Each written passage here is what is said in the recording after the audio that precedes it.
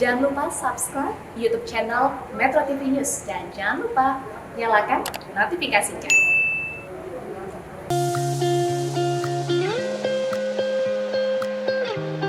Dear Universe, ini kali pertamaku berada di Kabupaten Natuna, Kepulauan Riau.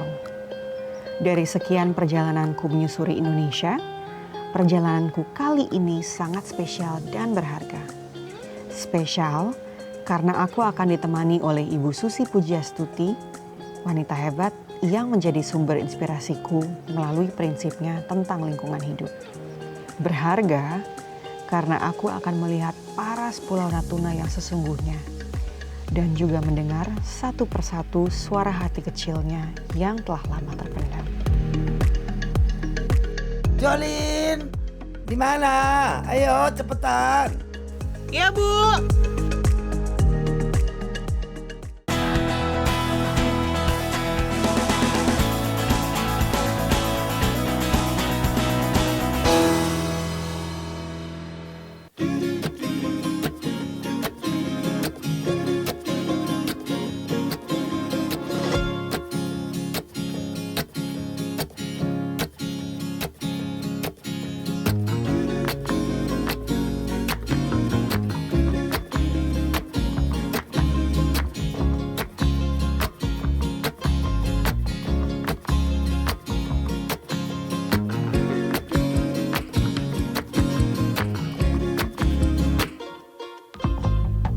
Nah, bangun pagi selalu membuat kita punya kelebihan.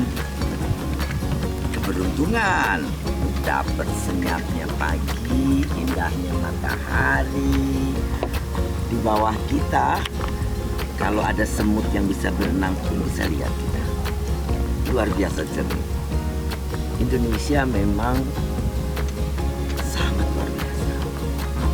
Cantiknya, indahnya, semacam kita wajib wariskan kepada anak cucu kita utuh, tanpa ternoda, tanpa terrobek, dengan segala kekayaannya yang bisa mensejahterakan anak cucu kita. Jolin, halo. Hai, Ibu. Saya bawa gadis metropolitan yang mungkin baru kali ini merasakan indahnya senyap dan cantiknya laut. Di belakang kita Gunung Natuna.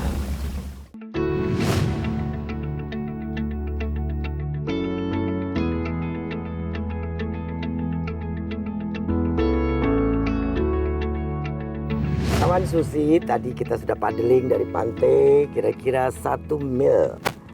Ada di pulau kecil, pulau yang cantik, walaupun ada sampah, tapi sebetulnya pulau ini aslinya cantik sekali. Nanti kita bersihkan sampahnya, itu adalah kerjaan kita. Susi, grup kantor Susi kerjanya bersih-bersih pantai yang begini. Aku mau ikut berarti Bu nanti next time. Jolin. Nah, sekarang kan you udah jalan-jalan ke sini, lihat tadi paddling cantik, terus saya dengarkan you sebagai Putri Indonesia Lingkungan. Iya. Mungkin kawan Susi juga pengen tahu, kenapa sih Jolin tertarik untuk ikut-ikut ke Natuna? Passionnya apa? Dan sebetulnya sebelum jadi Putri Indonesia itu dulu keinginannya apa? Kenapa sampai kepada lingkungan? Nah, jadi Bu, memang waktu pada saat aku terpilih jadi Putri Indonesia Lingkungan, itu benar-benar membuka perspektif aku mengenai lingkungan lebih luas lagi. Tentunya memang sebelumnya tuh udah concern. Cuman waktu pas terpilih, aku ngeliat, oh iya kok ternyata kita sebagai manusia tuh justru malah yang merusak ya. Gitu, makanya aku pengen berbuat lebih lah intinya untuk lingkungan. Makanya kenapa aku sering banget kalau misalkan diajak ke daerah-daerah yang ini tapal batas atau yang kayak lingkungannya bagus atau butuh needs to be taken care of, aku mau banget gitu. Because I really wants to do more for the environment. Nah, kepedulian ini terbuka setelah jadi Putri Indonesia. Sebelumnya hobi Jolin apa? Sekolahnya apa? Sebelumnya itu sudah peduli Bu, tapi sekedar kayak contoh kalau misalkan aku naik gunung, aku kan hobi naik gunung Bu. Ya, oke, hiking. Waktu pas naik gunung itu aku sering pungut-pungutin sampah ya, karena memang bukan cuma di laut ternyata Bu yang banyak sampahnya, di gunung juga banyak sekali. Jadi para pendaki apa yang itu dibawa ke atas tidak dibawa tidak dibawa turun ke bawah. Iya. Nah, itulah kerjaan aku dan teman-temanku. Jadi lebih ke apa ya, lebih ke passion kali ya. Kalau Ibu bilang tadi kan mungkin lingkungan tuh lebih ke passion. So, terus kemudian ini ke depannya mau apa nih kegiatan Jolin? Kedepannya pastinya tetap terus mau speak up about environment. Kemarin aku juga dapat invitation Bu dari UNEP untuk ngobrol di salah satu subforumnya mereka mengenai masalah lingkungan, terlebih khusus mengenai forest, mengenai mau lanjut nih. Jadi lanjut. Biasanya kawan-kawan nih Jolin belum tahu kalau kita memperjuangkan lingkungan itu banyak yang nggak suka loh. Iya sih Bu. Susi disuka dan dibenci di waktu yang sama karena mulutku nih sedikit cerewet kalau sudah tentang lingkungan, terutama sampah plastik, pemakaian plastik sekali pakai, kemudian tentang illegal fishing, tentang alat-alat tangkap yang tidak ramah lingkungan, yang gitu-gitu. Jadi ya you siap-siap aja. Beside your fans, there will also be your haters. Gitu. Iya. Oh iya Bu, nah mengenai masalah single use plastik dulu juga waktu pas jadi menjabat sebagai Putri Indonesia Lingkungan itu aku juga salah satu yang turut mengkampanyekan. Aku waktu jadi menteri demo di depan istana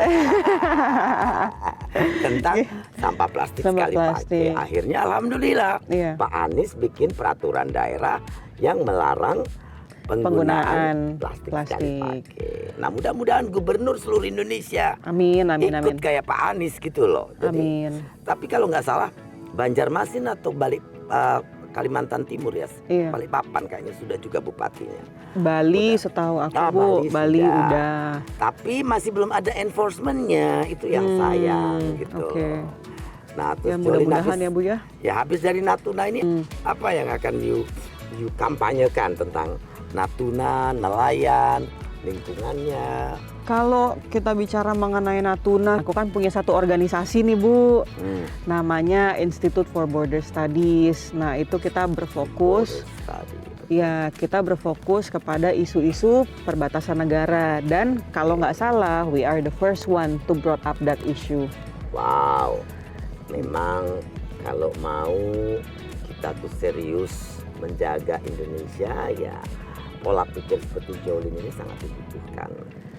Jolin, terima kasih banget loh. Saya tidak pikir kadang-kadang kalau lihat orang yang gadis-gadis metropolitan tuh saya pikir mereka nggak ada pemikiran tentang jauh perbatasan, tidak ada pemikiran tentang lingkungan. Iya, nggak ada yang mau datang ya Bu. Kalau dulu get the sun, get darker gitu kan nggak. Tapi ya terima kasih sebagai orang yang tua senior itu melihat yang muda itu punya peduli, sedikit relief. Karena aku juga mencontoh dari ibu juga salah satunya. Kalau contohnya bagus saja ya, jangan jelek-jelek ya. Karena saya bukan a perfect example. Karena Susi ini bukan contoh sempurna. Banyak kelemahannya, banyak negatifnya, banyak jeleknya. Tapi saya berusaha spreading the best part of me. Saya coba sebarkan yang terbaik ada di saya untuk semuanya, untuk anak-anak muda. Karena kalau you don't care, who will care? Kalau Anda tidak peduli, siapa lagi yang harus peduli? Itu yang menjadi pertimbangan kita. Dan ya, walaupun di era pandemik seperti ini, kita kan mesti going on. Betul. Prokes tentunya harus dipakai. Seperti kita ya, yang ikut harus PCR ya, kita PCR untuk ngobrol begini, untuk melakukan kegiatan kita, terbang ke sana kemari pun harus PCR dulu. Ya itu untuk menjaga kita semua untuk tetap sehat, bisa berkarya, bisa bekerja, beraktivitas, kira-kira seperti itu. Ada lagi yang mau disampaikan? For the young generation, jangan lupa tetap terus kita spread awareness. Dan sekarang generasi muda tuh Bu udah mulai peduli loh sama lingkungan. Aku sangat-sangat bangga. Teman-teman aku semuanya pakai, kalau misalkan mereka bikin, let's say kayak kosmetik apa segala macam gitu, bungkusnya cari itu yang organik, mereka bungkusnya sudah juga mereka tidak. Tapi persoalannya kadang-kadang kalau kita tidak hati-hati, katanya ke TPA, tapi dari TPA dibuang ke laut atau ke sungai. That's a problem. Iya. That's another issue juga ya Bu ya. Jadi teman-teman semuanya tetap cintai lingkungan karena ini adalah ciptaan Tuhan yang diwariskan untuk kita. Jaga, rawat lingkungan kita untuk kesehatan kita dan kesejahteraan kita. Yes, betul. Jangan lupa tetap nonton Susi Cek Ombak. Selamat saja. Kalau tanpa Ibu Susi mungkin ini tak tembus ke pemerintah pusat.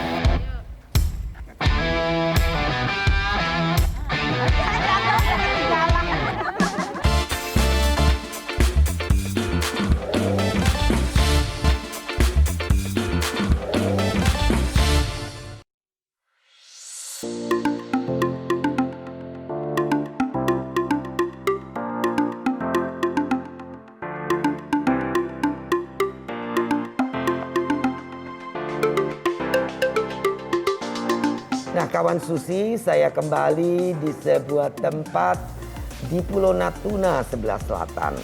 Namanya Desa Batubi.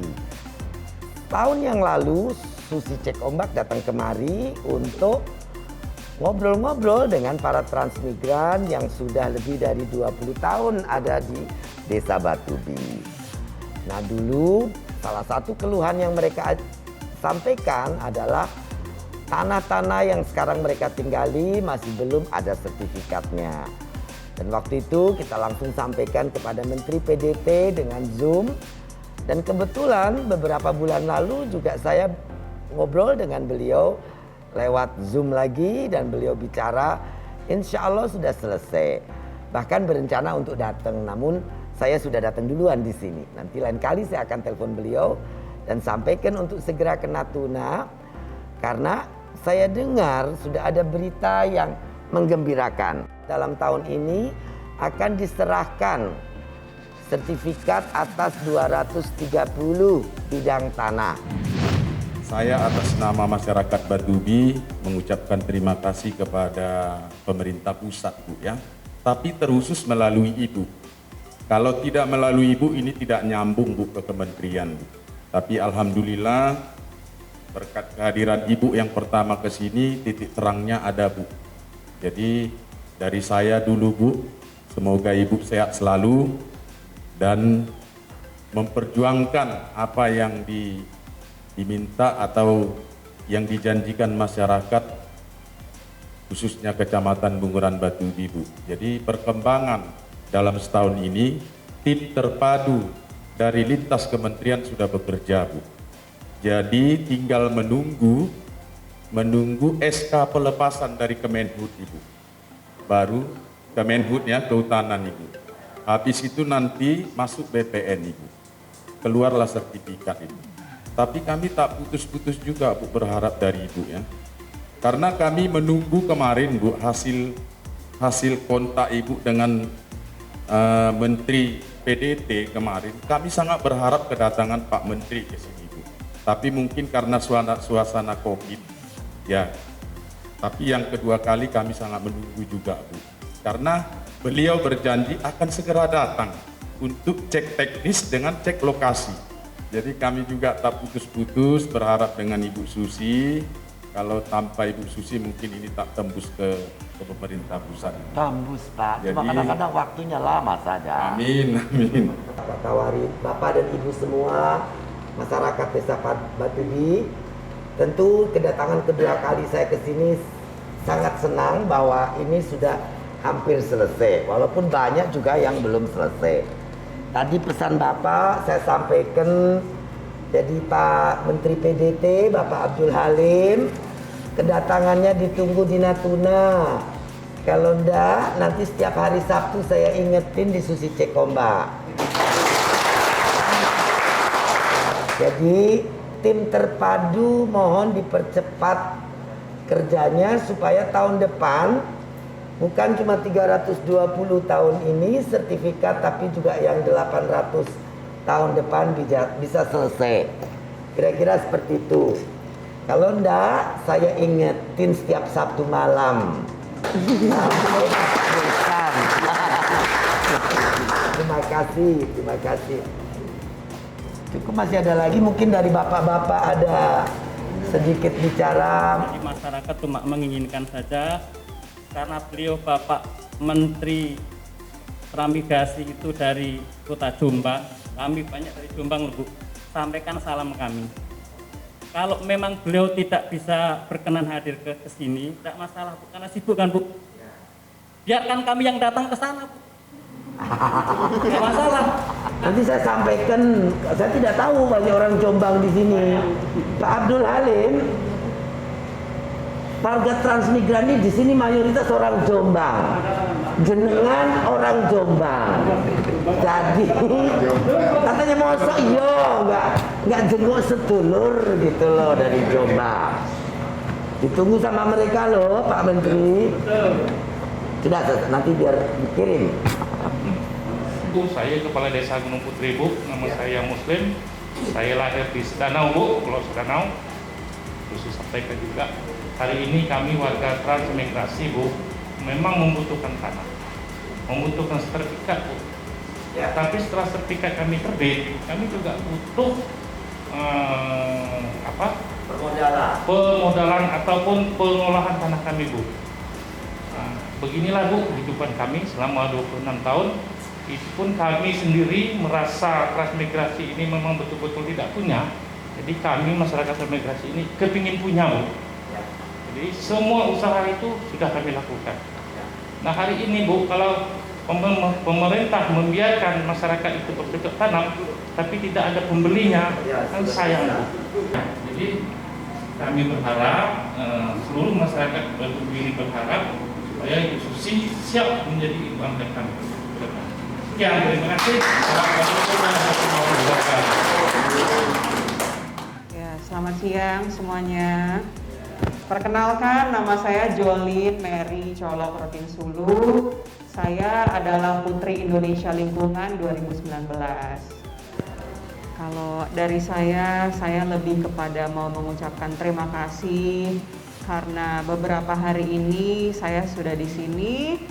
Diajak sama Bu Susi ke sini melihat dan juga merasakan bagaimana keramah tamahan dari warga-warga Natuna, orang Natuna semuanya ramah-ramah, terus kemudian alamnya yang begitu cantik dan juga sumber daya alamnya yang sangat luar biasa. Jadi kalau dari saya ya harapannya ini bisa kita tetap terus maksimalkan ke depannya. Dan mudah-mudahan dengan adanya program Susi Cek Ombak oleh Ibu Susi, suara dari semua masyarakat di sini bisa lebih terdengar.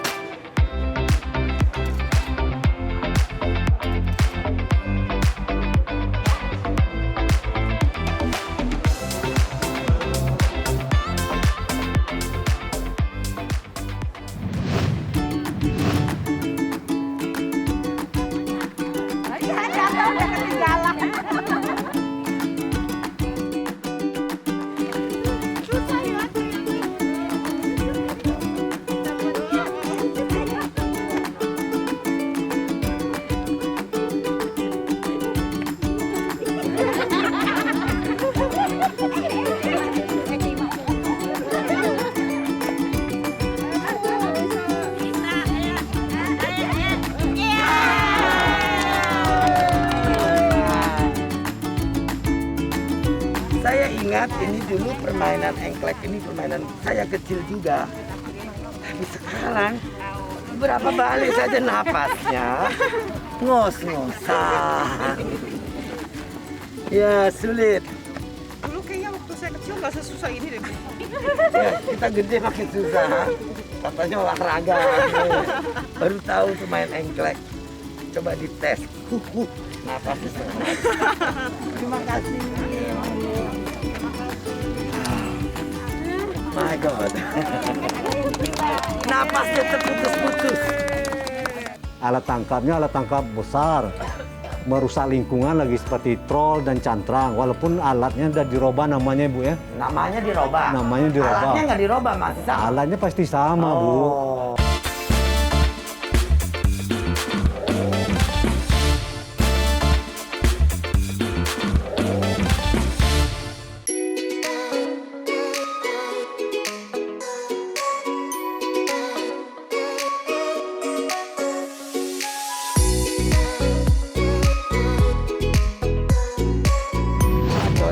Saya kalau tiba landing di Natuna, pasti yang pertama saya kemari untuk beli ini sambil jalan di mobil makan sudah. Jadi nggak bisa nunggu.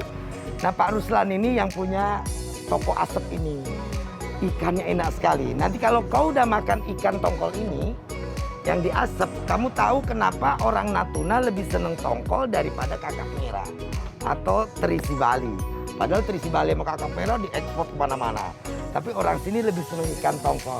Karena kenapa ya Pak ya orang Natuna lebih seneng tongkol daripada terisi? Pertama memang orang Natuna senang tongkol. Yang kedua tongkol ini bisa tahan lama. Oh. Nah, bisa diolah lagi. Bisa diolah lagi, digoreng. Oh. Santan. Oke. Jadi bisa dibawa pulang. Bawa pulang lama. Oke. Kalau ikan aja nggak bisa tahan lama, cuma 1 hari aja. Kalau di sini nama lokalnya apa Pak? Itu Simbe bilang. Simbe. Soalnya saya penasaran Bu. Oke. Karena waktu pas dulu zaman Ya. Ibu menjabat, Ya.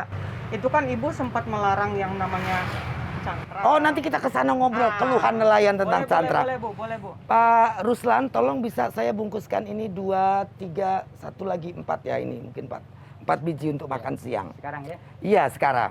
Sama seleknya ada mungkin 40 ya. Selai pisang. Udah mateng kan Pak? Udah. Pak saya boleh cobain nggak? Boleh. Iya, boleh icip satu. Ya, ntar itu aja disobek nanti. Ini berarti udah mateng nih ya Pak Iya. ya? Boleh coba. Saya coba. Colin sedikit. Nah, kayak gini. Nah. Oh ini dagingnya? Nah, daging. Kita pakai saus, kasih cabai, kecap. Digini saja enak sekali.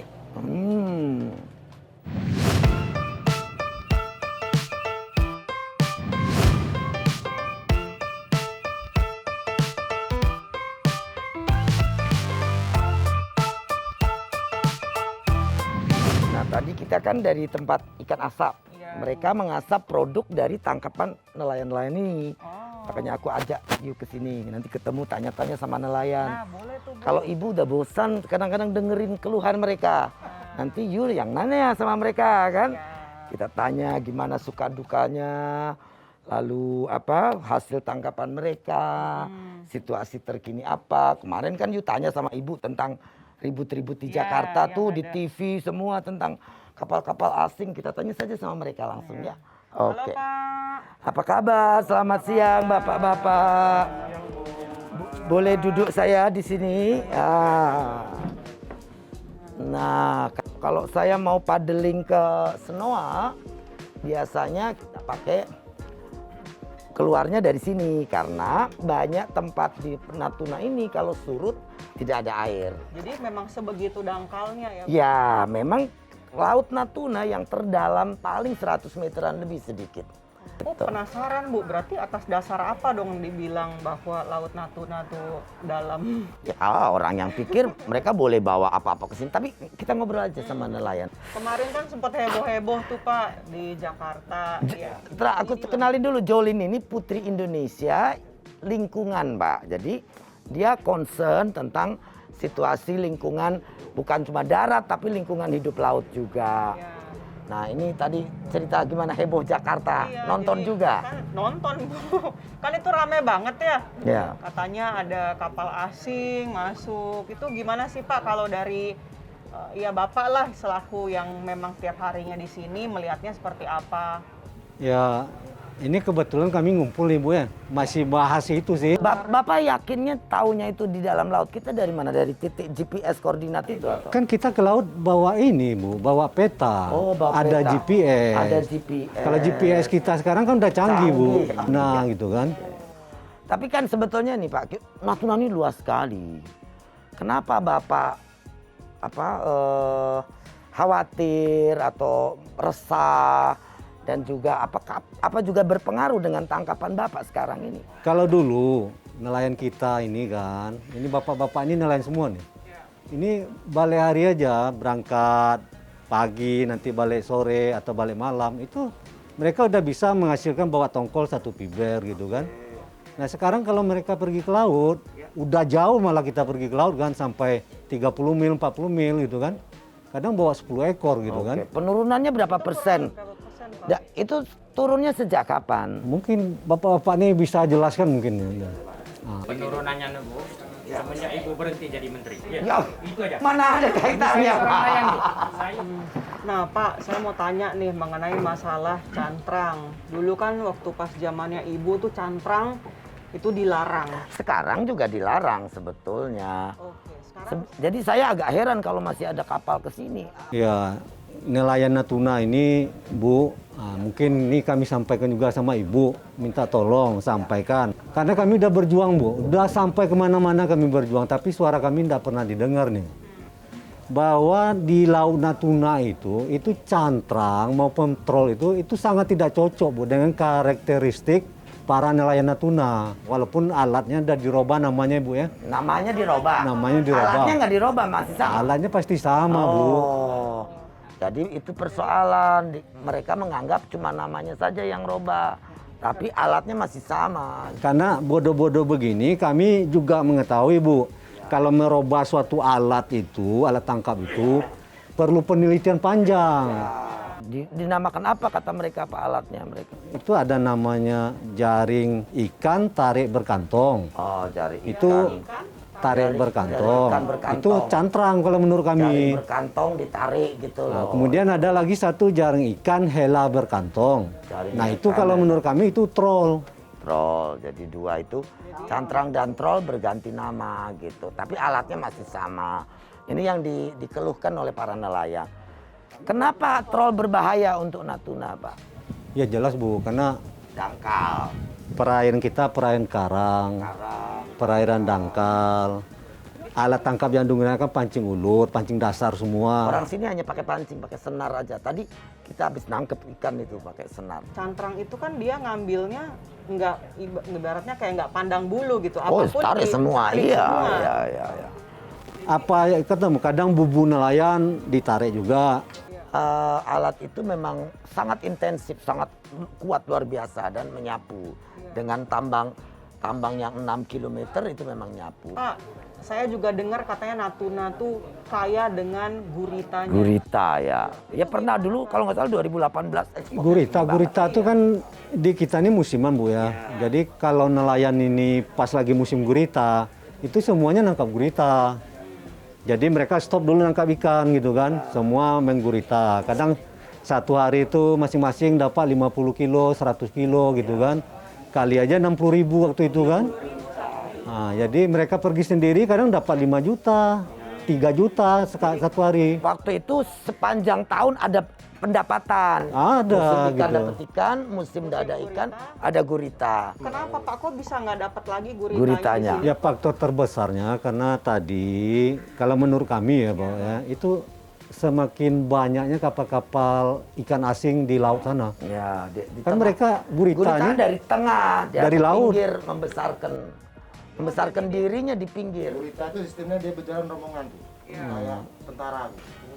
Gitulah. Jadi kalau udah diambil di tengah dia nggak akan nggak punya. sampai, ada yang ke nggak pinggir. sampai lagi. Ke pinggir, paling yang segini lepas. Dia kan bergerombol dia. Ini sekitar 4 tahun terakhir ini memang Natuna ini tidak dikenal lagi sebagai pusat gurita. penghasil gurita. Jadi 1 kilo baby gurita yang ditangkap oleh cantrang dan troll menjadi 120 kilo gurita besar. Tapi itu sekarang tidak ada karena udah habis. Kalau pendapat saya sangat konkret. Setelah beberapa tahun terakhir, apalagi Allah tunjukkan Ibu sebagai Menteri Dinas Kelautan dan Perikanan, waktu itu jelas total kami merasa aman dan nyaman. Tidak. Semenjak Ibu Susi yang tidak menjadi Menteri, bukan karena Ibu Susinya. Baru, yang penting nanti dijaga laut, tidak ada kapal asing lagi. Sebatas mana masyarakat sampah seperti kami itu. Kalau untuk orang Natuna ini masyarakat Nah, kawan Susi tadi mendengarkan keluhan dari bapak-bapak ini. Kita ini dengar banyak sekali keluhan. Mudah-mudahan Susi Cek Ombak menyampaikan pemerintah segera melakukan antisipasi supaya nelayan Natuna kembali merasa nyaman, aman. Tapi saya juga punya titip keinginan pribadi dan juga untuk anak cucu kita. Jangan buang sampah plastik ke laut. Ya, kurangi pemakaian sampah plastik. Nah, kita doakan semua supaya lancar dan mudah-mudahan akhirnya pemerintah pusat, pemerintah provinsi dan kabupaten bekerja sama melindungi livelihood atau kehidupan para nelayan ini. Sehingga mereka melaut aman, nyaman, dapatnya banyak, cukup banyak untuk hidup dan makan. Bukan cuma makan saja tapi hidup. Ya, hidup itu menyekolahkan anak, membuat bangun rumah, bikin kapal baru, mereka cukup. Oke, terima kasih bapak-bapak semua. Mudah-mudahan kita ketemu lagi lain waktu. Perlu melakukan penelitian ilmiah di Laut Natuna Utara untuk mengetahui potensi kekayaan sehingga menjadi point of interest.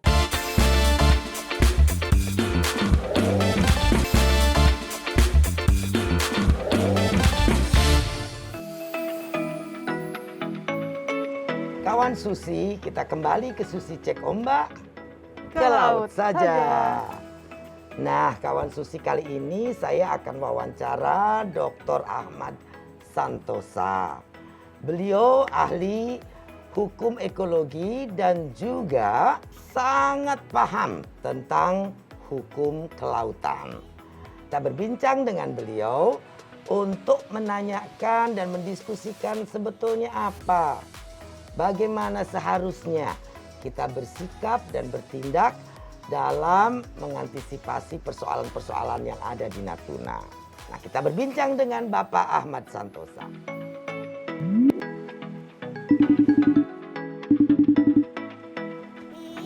Halo, apa kabar Pak Ahmad Santosa? Baik, Bu. Apa kabar, Ibu? Saya buka dulu Pak, karena sudah PCR dan lain-lain, jadi kita sudah memenuhi prokes. Ya. Kota kita kan kemarin, minggu kemarin diramaikan oleh berita tentang banyaknya nelayan asing, kapal-kapal asing di Laut Natuna. Ada bantahan tidak benar, ada bantahan juga itu ternyata kapal perang Amerika juga lewat di situ. Bukan sekedar Coast Guard dan kapal perang Cina, kapal ribuan kapal itu tidak benar. Nah, mungkin Pak Ota bisa menjelaskan. Di sini Jolin adalah Putri Indonesia bidang lingkungan, Pak. Terima kasih Ibu Susi, terima kasih Jolin. Jadi Bu, nah dalam kaitannya dengan pertanyaan Ibu Susi, memang ada 3 ancaman ini Bu kalau kita berbicara Laut Natuna Utara. Yang pertama adalah, ini yang kebetulan terjadi sekarang-sekarang ini Bu. Yang pertama adalah intrusi kapal ikan asing Tiongkok, 1 Bu. Di WPP wilayah pengelolaan perikanan 711. Yang kedua adalah intrusi kapal ikan asing Vietnam, Bu. Juga di Laut Natuna Utara, sebelah utara, banyak sekali, Bu. Yang ketiga, rupanya ada kapal riset dari negara asing, yaitu Tiongkok. Itu yang kemarin bikin rame. Jadi ada 3 itu, Bu, ancamannya. Nah, saya kira Ibu lebih paham dari saya, Bu. Jadi wilayah yang paling rawan itu adalah yang namanya wilayah yang overlapping. Ternyata, tetapi Bu, ini masalahnya. Ternyata kapal ikan asing Vietnam itu tidak hanya saja di overlapping area, Bu. Setelah kita deteksi, itu jauh masuk ke bawah, Bu. Ke bawah ya. Ke bawah ZEE kita melebihi batas landas kontinen. Jadi klaim nelayan itu benar Pak, karena ternyata nelayan Natuna itu sudah punya GPS Pak.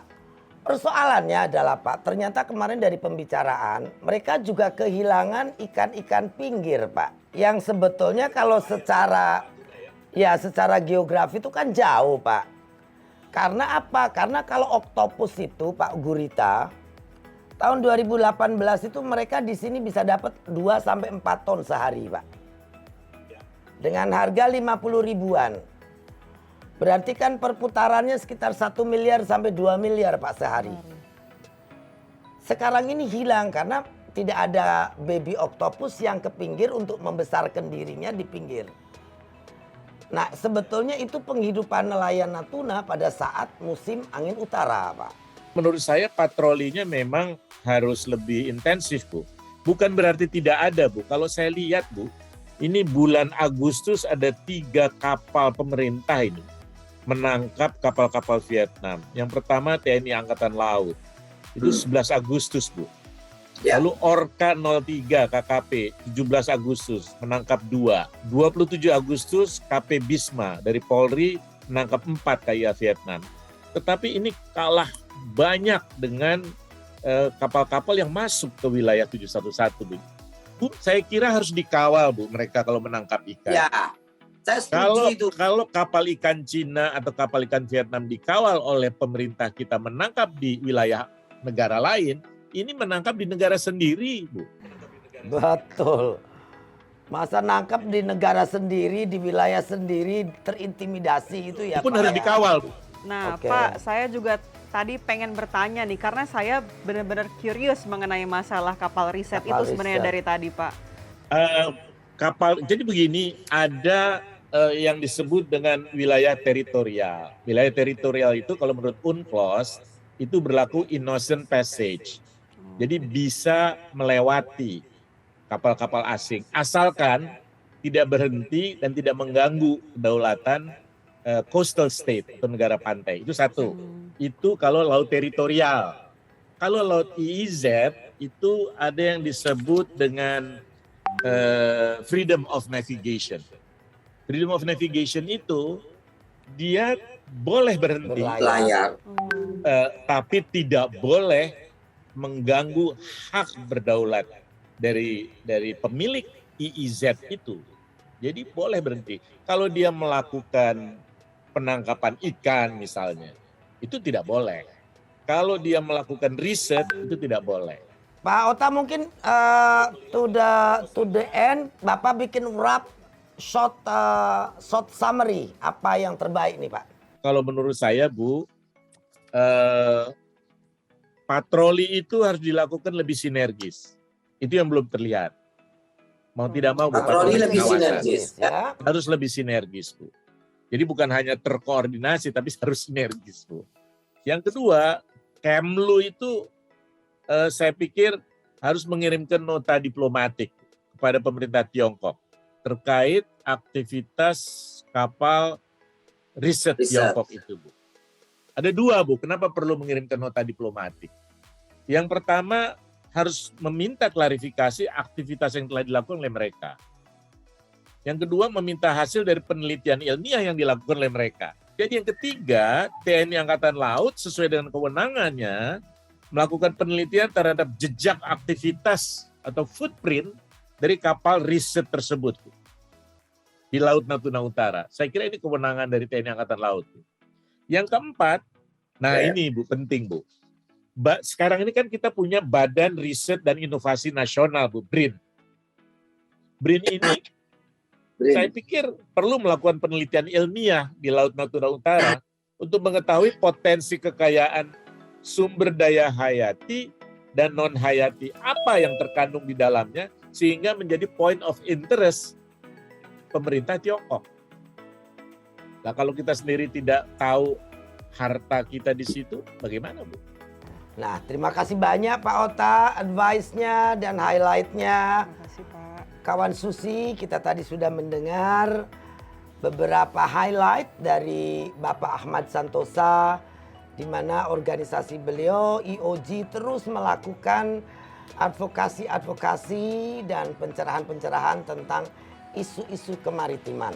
baik untuk human resource-nya maupun nature resource-nya, juga kedaulatannya.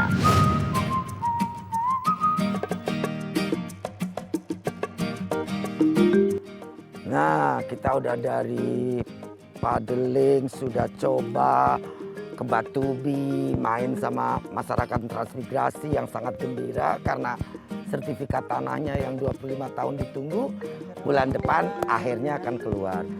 Keluarnya belum, tapi sudah pasti bulan depan ini akan diserah terimakan. Itu kan juga program pemerintah. Yang terakhir, kita kan nunggu PCR mau pulang, belum. Masih ada waktu. Mau ku ajak kebun? Mau dong, Bu. Ya. Bu, by the way, kok memang aku ngerasa 2 hari ini tuh di Natuna emang panas ya? Ya panas. Natuna tuh di atas ekuator sedikit. Jadi kalau dibilang 5% di atas ekuator, di bawah ekuator tuh salah satunya Natuna tuh mungkin cuma 1% saja di atas ekuator. Oh, wow. So the Panas ya? heat here is very hot. Panas sekali. Itu bikin very special. Kalau orang yang mau tanning di sini tidak perlu seminggu. Langsung Satu jadi hari ya, Bu. hitam. Terus malah aku lagi pengen tanning nih, Bu. Jadi Oh, Natuna gitu. pas dong ya. Oh, kalau gitu tinggal di sini berkebun seminggu lagi. Nah, yang kita tanam tadi itu akan seperti ini. Nah, ini buahnya. Kadang dia jadi di sini tumbuh yang kecil-kecil baru, tapi lebih cepat kalau kita pakai menyemai dengan batang di stek namanya. Iya. Ini bisa jadi alternatif proteksi laut dari abrasi. Sepadan pantai. Yang kedua, kalau ini sudah 3 meter tebelnya, ya kan akarnya bersilang-silang. Bisa kelihatan. Jadi kayak benteng. Bisa ya, jadi Bu, ya? benteng tsunami terbaik daripada tembok. Makasih ya, Bu. Sama-sama. Ya, mudah-mudahan Gitu. nanti nextnya kita bisa bikin kegiatan. Kolaborasi ya. Oke. Susi cek ombak. Ke laut saja.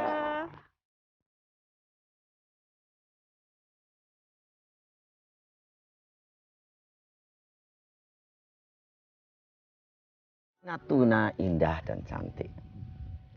Segala ironi para nelayan, kesedihannya, kemurungannya, kekhawatirannya bisa diselesaikan dengan satu komando kuat. Stop illegal fishing. Stop pencurian ikan.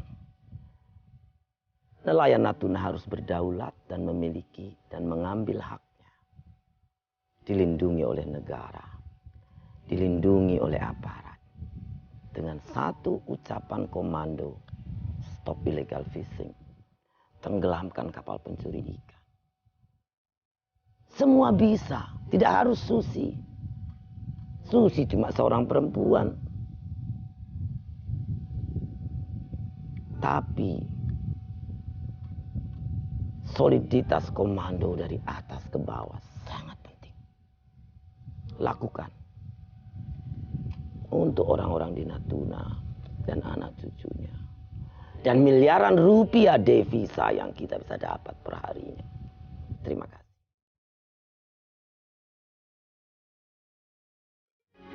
Metro TV